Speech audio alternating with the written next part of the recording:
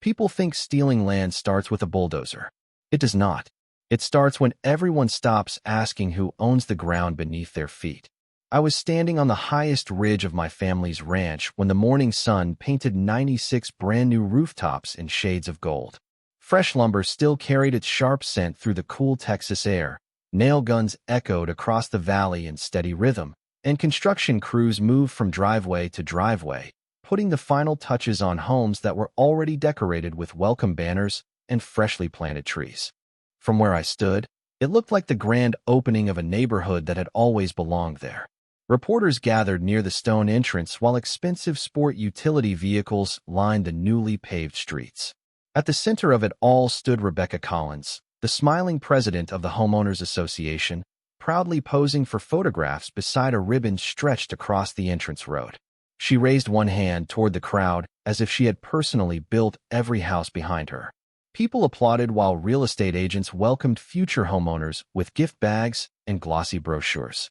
No one looked toward the hill where I was quietly watching. No one wondered why the owner of the land beneath those 96 homes was standing alone instead of protesting.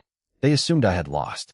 That assumption would eventually become the most expensive mistake anyone at that ceremony ever made. My name is Nathan Brooks, and my family has owned this ranch longer than anyone in that subdivision had been alive. My great-grandfather purchased the original property in 1948 after returning home from the war with little money but a determination to build something that would outlive him. Every generation added another piece of land, another fence line, another pasture, until the ranch stretched across hundreds of rolling acres of Texas grassland. As a boy, I spent summers following my grandfather through cedar groves while he pointed at old stone boundary markers buried beneath weeds and told me they mattered more than fences because fences could be moved, but recorded boundaries could not. Years later, I became a licensed land survey engineer, spending 2 decades measuring property lines, verifying deeds, and settling disputes that usually involved a few feet of misplaced fencing, not entire neighborhoods. That experience taught me something most people never realize. Maps can be copied. Surveys can contain mistakes. Assumptions can spread faster than facts. But an original deed recorded correctly decades earlier has a stubborn way of surviving every shortcut people try to take around it. I first noticed the subdivision nearly 18 months before those houses reached completion. At first, it was nothing more than clearing equipment working beyond my western pasture. Then came grading crews, utility trenches, concrete trucks, framing crews, and rows of identical rooftops rising week after week. Every month, another section looked finished, and every month someone asked me the same question. Nathan, why are you letting them build? I always gave the same answer. Because they are building on confidence. I am standing on ownership. They laughed because they thought I was speaking in riddles. Even Rebecca Collins believed I had accepted defeat. She waved every time she drove past my ranch entrance, smiling with the confidence of someone convinced the paperwork had already settled everything.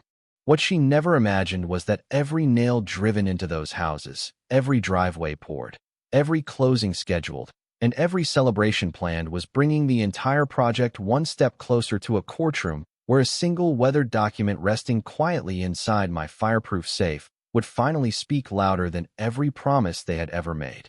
Nobody in my family ever described the ranch by its acreage. My grandfather described it by memories. The creek where he taught my father to fish. The hill where my great-grandfather planted the first live oak after buying the property in 1948. The limestone ridge where my grandmother insisted the sunsets looked different after summer rain. Every corner carried a story long before it carried a survey marker. Growing up, I never imagined those quiet family traditions would become evidence in a legal battle decades later. My earliest memories were filled with the sound of windmills turning above the pastures, the smell of fresh-cut hay drifting through open truck windows, and dusty afternoons spent riding beside my grandfather as he inspected fences one slow mile at a time. Whenever we reached the western boundary, he always stopped beside an old stone monument that barely rose above the grass. Most visitors thought it was nothing more than an abandoned rock. He would brush away the dirt with his boot and remind me that the smallest marker on the ranch protected more land than the tallest fence ever could. At the time, I believed he simply respected history. Years later, I understood he respected records. After graduating from college, I chose a career that surprised almost everyone outside my family. Instead of becoming a rancher full-time, I became a licensed land survey engineer. I spent more than 20 years helping counties, developers, ranchers, and utility companies determine exactly where one property ended and another began. I learned to read century-old deeds written by hand, compare aerial photography with original plats, recover forgotten survey monuments hidden beneath brush, and identify mistakes that sometimes remained unnoticed for generations. Most disputes involved a few inches, occasionally several feet, but every experienced surveyor knows the same rule. Property lines do not move because someone builds first. They move only if the law allows them to move. That lesson stayed with me every day I returned home to help manage the family ranch after my father's passing. While neighboring land gradually transformed into upscale subdivisions filled with decorative entrances and identical rooftops, our ranch remained much the same. We repaired fences after storms, rotated cattle between pastures, maintained stock ponds, and preserved records inside a fireproof safe that had belonged to my grandfather. Inside were faded warranty deeds, tax receipts, county correspondence, handwritten surveys, and original plats dating back decades. Most people would have seen dusty paperwork. I saw the history of every decision my family had ever made. That was why the construction taking place beyond my western pasture never frightened me the way it frightened my neighbors. They saw bulldozers clearing brush and assumed progress could never be questioned. I saw grading stakes, temporary benchmarks, and construction fencing placed by people who had probably never opened the original county archive. Every evening after finishing chores, I climbed the same limestone ridge overlooking the expanding neighborhood. The sound of concrete mixers echoed across the valley. Lumber deliveries arrived before sunrise, and rows of framed houses slowly filled the horizon where cattle had once grazed. Friends stopped by asking why I was allowing everything to continue. Some suggested hiring lawyers immediately. Others believed I should stand in front of the equipment and demand answers. I thanked them for caring, but I quietly returned to the hill with my binoculars and notebook. I was not watching the houses. I was watching the ground beneath them, because somewhere between those fresh foundations and the oldest records in my family's safe, I already suspected one forgotten boundary was waiting to change everything. Construction has a rhythm that most people never notice unless they have spent years around it. Monday begins with excavation. Tuesday fills with concrete trucks. Wednesday brings framing crews. By Friday, the landscape already looks different than it did a week earlier. From the ridge above my ranch, I watched that rhythm repeat month after month as the subdivision expanded farther west, each new street inching closer to the old boundary my grandfather had shown me since I was a boy. Every afternoon, I carried the same pair of binoculars, the same weatherproof notebook, and the same quiet patience. I never shouted across the fence. I never interrupted the crews.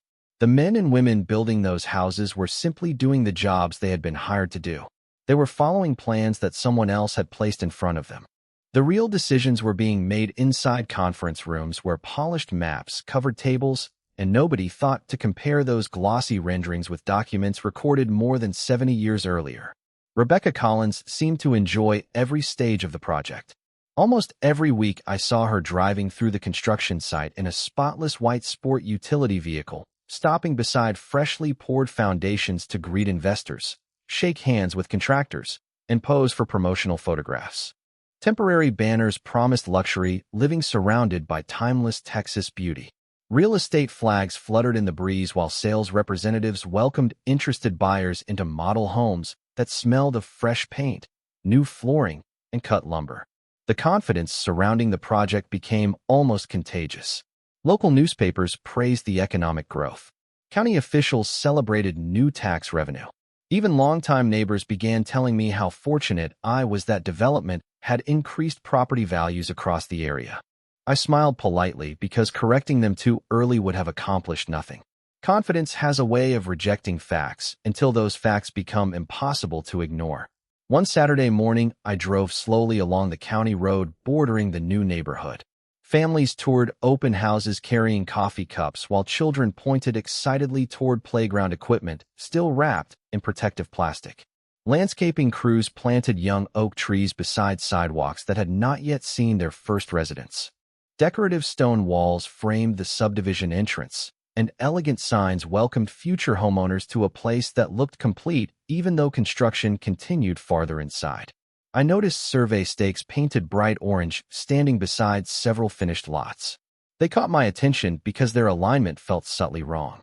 Years of surveying had trained my eyes to recognize geometry before measurements confirmed it. I did not need to pull out equipment to know something about those lines deserved another look. That evening I climbed back to the limestone ridge as the setting sun reflected across rows of identical rooftops. 96 nearly completed homes stretched across the valley in perfect order, yet one detail continued bothering me. The western edge of the development did not follow the natural rise of the land the way the original ranch boundaries always had. It ignored an old drainage line my great-grandfather deliberately used when purchasing the property decades earlier. That small inconsistency stayed with me long after darkness settled across the pasture. Before going to bed, I unlocked the fireproof safe once again and removed the oldest survey packet in my family's collection. As I unfolded the brittle paper beneath the warm light of my office lamp, one faded reference to a stone monument near the western ridge immediately caught my eye. And for the first time, I realized the answer might not be hidden inside the new construction at all. It might still be waiting exactly where my grandfather had shown it to me years before. The next morning, I left the ranch before sunrise carrying a survey backpack I had not used in years. The cool air smelled of damp earth after a light overnight rain, and the first rays of sunlight slowly revealed the western ridge where my grandfather had always stopped beside that forgotten stone marker. Most people would have driven past without noticing anything unusual. Years of weather, tall grass, and drifting soil had nearly erased it from sight. I knelt beside the weathered limestone, brushed away loose dirt with my gloves, and felt the same rough surface I remembered touching as a child. The old chisel marks were still there. So was the original brass survey cap, hidden beneath decades of dust. My grandfather had been right. The monument had never moved. After photographing every angle, I recorded precise coordinates using modern surveying equipment before comparing them with the original field notes preserved inside my family's records. The numbers aligned far more closely than I expected. My pulse remained calm, but my mind immediately understood what that meant. If the monument remained exactly where the original survey established it, then every modern measurement built from an incorrect assumption would also remain incorrect. Instead of calling an attorney that afternoon, I called someone I trusted even more for the next step. Daniel Mercer had spent nearly 30 years as a licensed surveyor and had testified in boundary cases across Texas. He arrived carrying professional equipment, historical county plats, and the cautious attitude every experienced surveyor develops after decades of settling difficult disputes. We spent the entire day recovering additional monuments hidden beneath brush, comparing bearings, measuring distances, and overlaying present-day construction against the historical legal descriptions. Neither of us rushed toward conclusions because good surveying depends on evidence rather than expectations. As the afternoon sun climbed higher, Daniel stopped speaking altogether and stared quietly across the rows of newly constructed homes stretching toward the horizon. Finally, he looked at me and said, "Nathan, I think you already know what these measurements are showing." I nodded without answering because saying the words out loud somehow made the situation feel even larger. The subdivision had not simply crossed a fence line. The entire western phase appeared to have been built from an incorrect boundary reference established long before construction began. We spent another full day repeating every measurement from different control points just to eliminate any possibility of error. The results never changed. Every recovered monument, every historical bearing, every county record, and every modern coordinate continued pointing toward the same conclusion. Before sunset, Daniel prepared certified field notes while I carefully photographed each recovered monument, every instrument setup, and each completed measurement. Nothing was left undocumented. Meanwhile, life inside the subdivision continued as though nothing had happened. Moving trucks arrived. Landscapers installed fresh sod. Mailboxes appeared beside finished driveways. Rebecca Collins proudly welcomed future residents during community tours, smiling for photographs beneath banners celebrating the neighborhood's success. She believed the project had reached its happiest chapter. I quietly drove back to the ranch, placed the new survey documents beside my family's original deed inside the fireproof safe, and realized something that changed the entire strategy. The strongest evidence in this case was no longer my opinion or even my family's history. It was the simple fact that two surveys separated by more than 70 years had independently arrived at the exact same property line while the development plans had not. From that moment forward, I stopped wondering whether the truth would eventually come out. I only wondered how long it would take before everyone else discovered it. Once the certified survey was complete, I changed my routine completely. I stopped spending evenings on the ridge watching construction and started spending every spare hour inside county archives, title offices, and my own ranch office. Dusty maps covered my dining table, while stacks of certified copies slowly replaced coffee cups and feed catalogs. I requested every deed transfer connected to the surrounding properties, traced the chain of title back through multiple owners, compared tax parcel histories, recovered archived subdivision plats, and collected aerial photographs taken over several decades. The deeper I looked, the clearer the picture became. Somewhere between the original ranch surveys and the modern subdivision plans, one incorrect boundary assumption had quietly been copied from one document to another until everyone accepted it as fact. Nobody appeared to question where the information had originated because every new drawing simply repeated the previous one. That is how mistakes become expensive. They are copied often enough that they begin to look official. Every document I gathered went into carefully labeled binders. Historical deeds occupied one shelf. Survey records filled another. Tax maps, aerial imagery, engineering overlays, certified field notes, and county correspondence each received their own section. I scanned every page into multiple digital backups and stored duplicate copies in separate locations because experience had taught me that preparation is never excessive when property rights are involved. Daniel reviewed each survey package a second time without finding a single inconsistency. Even so, we invited another independent surveying consultant to verify our measurements. Two completely separate professionals reached the same conclusion using different equipment, different control points, and different calculations. Their reports matched almost perfectly. That level of consistency mattered far more than confidence, because courts trust evidence that can be repeated. Meanwhile, life inside the subdivision continued at full speed. Families carried furniture into newly purchased homes. Delivery trucks unloaded appliances. Landscapers planted flowers beside freshly poured sidewalks. Children's bicycles appeared in driveways that had not existed a year earlier. Rebecca Collins seemed busier than ever, welcoming homeowners at neighborhood gatherings, speaking confidently during association meetings, and celebrating what everyone called the community's greatest success. Every public photograph showed smiling faces standing on ground that no one realized was becoming the center of one of the largest property disputes our county had ever seen.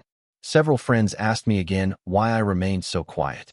One evening, my closest neighbor leaned across the fence and admitted he could not understand why I had not already filed a lawsuit. I smiled and looked toward the subdivision before answering.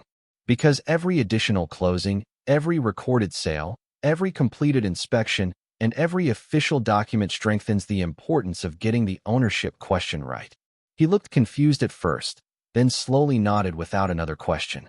I was never interested in creating a public argument before the evidence was complete.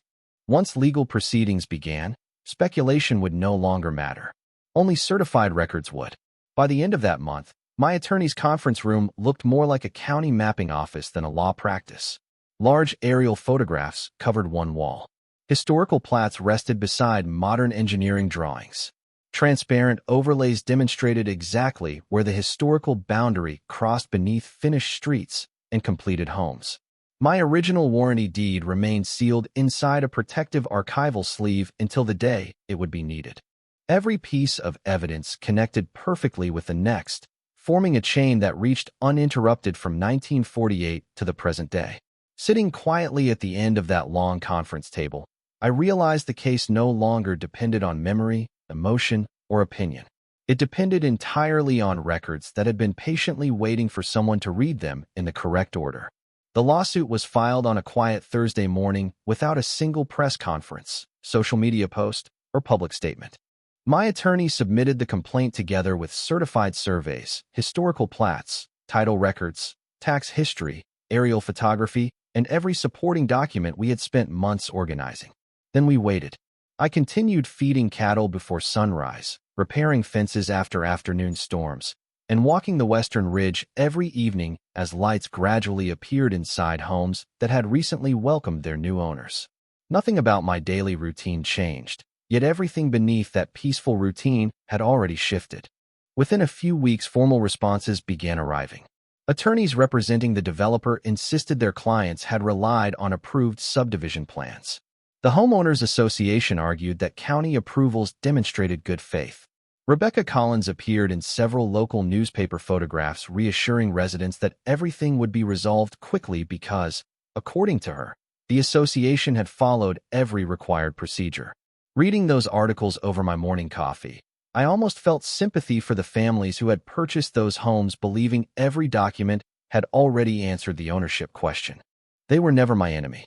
They had trusted a system that was supposed to protect them. That understanding made me even more determined to let the facts speak carefully instead of emotionally.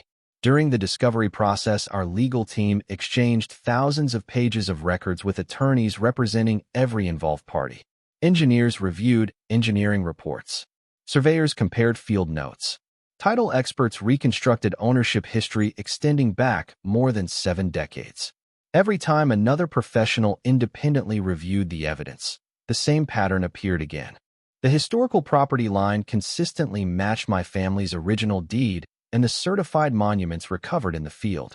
The modern development plans consistently relied upon a boundary that could not be traced back to the original recorded ownership documents. One afternoon, my attorney invited me into the conference room where transparent overlays covered nearly the entire table. He placed the oldest warranty deed beside the newest subdivision plat without saying a word. Even before the overlays were aligned, the difference was obvious. Once the transparent survey layers settled into place, finished streets, landscaped lots, and completed homes extended well beyond the historical boundary. Nobody in the room celebrated. Surveyors rarely celebrate. We simply looked at one another because careful measurements had finally become impossible to dispute. A mediation session was suggested before trial, and representatives from every side gathered inside a quiet downtown office building. Rebecca Collins arrived wearing the same composed confidence I had seen throughout construction, greeting people politely before taking her seat across the table. For several hours, attorneys discussed approvals, engineering assumptions, planning procedures, and responsibility. I spoke very little because my role was never to argue. My role was to answer questions honestly whenever they were asked. Near the end of the meeting, my attorney carefully placed the archival sleeve containing my family's original warranty deed onto the conference table. The room became noticeably quieter as everyone watched him remove the document with white cotton gloves before laying it beside the certified survey overlays. No dramatic speeches followed. There did not need to be any. The original signatures, recording stamps, legal descriptions, recovered monuments, and modern measurements aligned with remarkable precision. I looked through the conference room window toward the courthouse standing across the street and realized something my grandfather would have appreciated. Boundaries do not become stronger because someone defends them loudly. They become stronger because the truth remains exactly where it was recorded, patiently waiting for the day everyone is finally willing to look in the right place. The courthouse felt quieter than I expected on the first morning of trial. Sunlight streamed through tall windows onto polished wooden floors while attorneys quietly organized thick binders filled with maps, surveys, engineering reports, and decades of county records. Outside, people hurried along the sidewalks without realizing that one courtroom upstairs was about to decide the ownership of land supporting an entire neighborhood. I arrived carrying only one leather briefcase. Inside rested the original warranty deed, protected inside an archival sleeve exactly as my grandfather had stored it years before. My attorney greeted me with a simple nod instead of a speech because by that point encouragement no longer mattered. Preparation did. Rebecca Collins entered the courtroom a few minutes later accompanied by legal counsel representing the Homeowners Association. She looked composed, confident, and certain the county approvals issued years earlier would outweigh anything my legal team intended to present. Representatives from the developer occupied another table while surveyors, title specialists, and county officials quietly waited outside the courtroom to testify, if needed. When proceedings began, each side presented its opening statements with professional restraint. No raised voices filled the room. No dramatic interruptions occurred. Instead, the discussion centered entirely on recorded property history, survey methodology, chain of title, and the legal significance of original boundary monuments. My attorney carefully walked the court through the history of the ranch beginning in 1948, explaining how every recorded transfer, tax payment, and certified survey connected continuously across more than 7 decades. Large digital exhibits displayed aerial photographs beside historical plats, while transparent overlays illustrated the relationship between the original legal description and the completed subdivision. Expert surveyors explained how recovered monuments matched the historical field notes with remarkable consistency, and independent title specialists confirmed that the ownership records formed an uninterrupted chain leading directly to my family. The attorneys representing the developer argued that construction relied upon approved plans reviewed through ordinary county procedures. They emphasized good faith, engineering reviews, and reliance upon existing documentation. Their presentation was thorough and respectful, yet every explanation eventually returned to the same modern boundary assumption our evidence had already examined in detail. Then my attorney quietly stood, opened the archival sleeve, and placed the original warranty deed onto the evidence table. The document itself looked surprisingly ordinary. The paper had yellowed with age. The ink had faded slightly after decades of careful storage. Yet the recording stamps, legal description, signatures, and official county references remained perfectly clear. The courtroom grew noticeably quieter as certified survey overlays were positioned directly beside the deed, allowing every line of the historical description to align with the recovered monuments and modern measurements.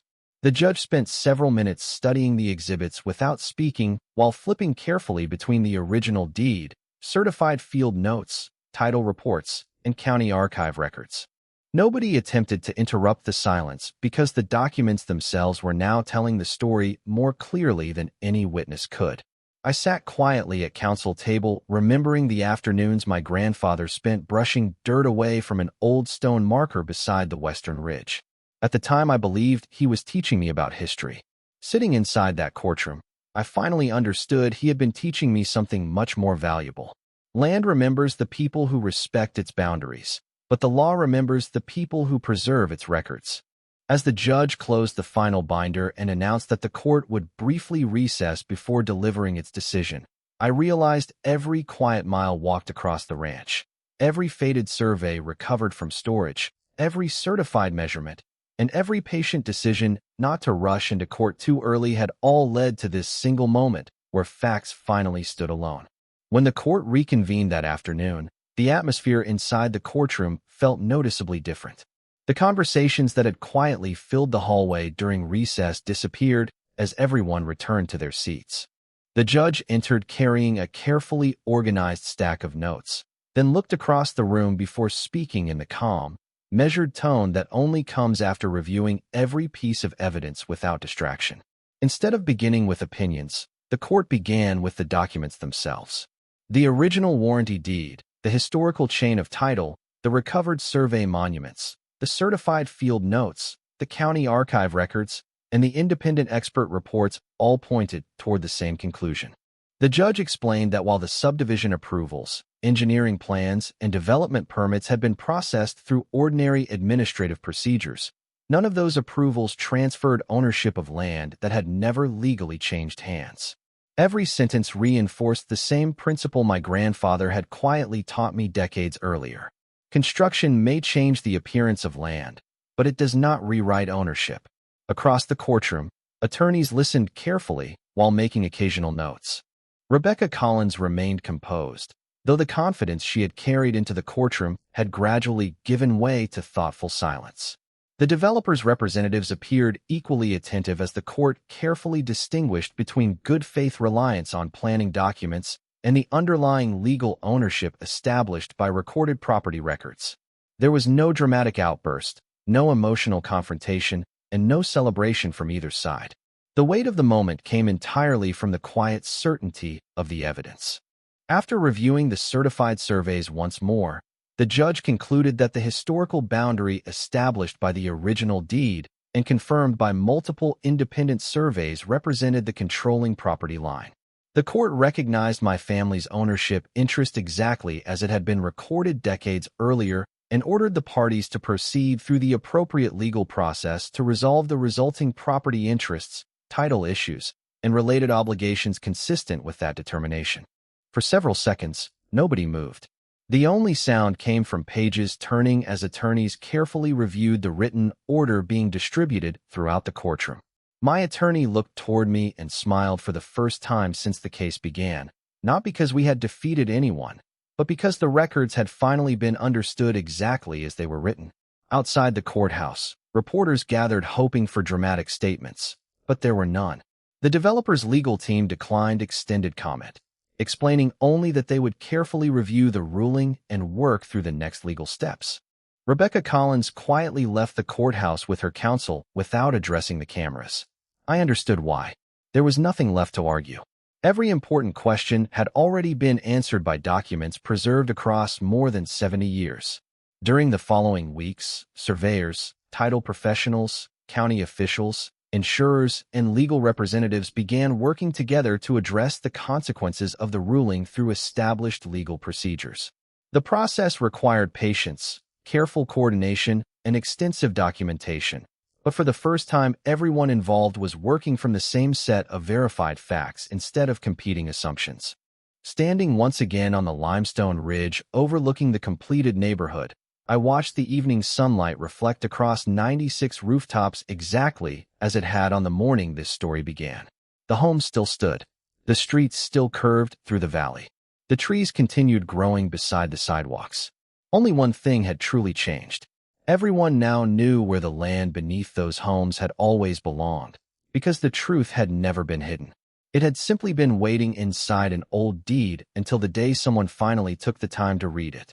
Several months passed before life around the Western Ridge finally settled into a new rhythm.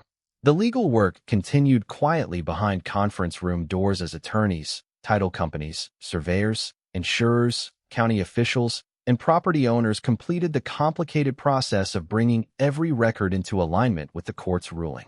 It took patience, signatures, revised plats, and countless hours of careful coordination, but unlike the confusion that had created the problem, every step forward was now built upon verified facts instead of assumptions. From my porch, the neighborhood looked almost exactly the same as it had on the morning I first watched the ribbon-cutting ceremony. Children rode bicycles along clean sidewalks.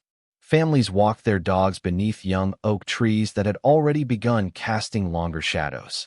Porch lights glowed softly each evening as people returned home from work. I never blamed the homeowners because they had trusted the records presented to them when they purchased their homes. Many of them eventually learned the full history of the land beneath their foundations, and several stopped by the ranch simply to introduce themselves. Those conversations never centered on anger. They centered on understanding. Once people knew what had actually happened, most appreciated that protecting accurate property records ultimately protected everyone, including future buyers who deserved clear ownership instead of hidden uncertainty. Rebecca Collins gradually disappeared from public attention. Another board eventually assumed responsibility for the Homeowners Association, focusing less on expansion and more on serving the residents already living there. The newspaper stories faded, replaced by ordinary community events that no longer mentioned court filings or survey maps. That was exactly how I hoped the story would end. Justice should restore peace, not create endless conflict. One cool autumn evening, I walked alone to the old stone monument near the Western Ridge, carrying nothing more than a small brush and a bottle of water. I carefully cleaned away another season of dirt from the weathered marker until the brass survey cap caught the last light of sunset. The same monument my grandfather had shown me decades earlier remained exactly where it had always been. It never demanded attention. It never defended itself. It simply waited for someone willing to recognize what it represented. I placed my hand gently against the cool limestone and remembered my grandfather's quiet voice telling me that boundaries matter because they preserve trust between neighbors long before disagreements ever begin. Back at the ranch house, I returned the original warranty deed to the fireproof safe, where generations of my family had protected it before me. The paper looked no newer than the day I first unfolded it as a young surveyor, yet it had carried enough truth to outlast decades of changing maps, growing neighborhoods, and misplaced confidence. Looking across the pasture toward the lights of the distant subdivision, I realized that this story had never truly been about 96 homes. It had never been about proving someone wrong or celebrating another person's mistake. It had always been about respecting history, preserving accurate records, and understanding that ownership begins long before construction and continues long after ceremonies have ended. The wind moved gently across the grass as evening settled over the ranch, carrying the familiar scent of cedar and fresh hay that had welcomed every generation of my family home. I closed the safe, turned off the office light, and stepped onto the porch knowing my grandfather had been right all along. Land remembers the people who care for it, but the law remembers the people who protect the truth written upon it. Justice does not belong to the loudest voice in the room. It belongs to the patient record that never changes, quietly waiting until the day the world finally chooses to read it.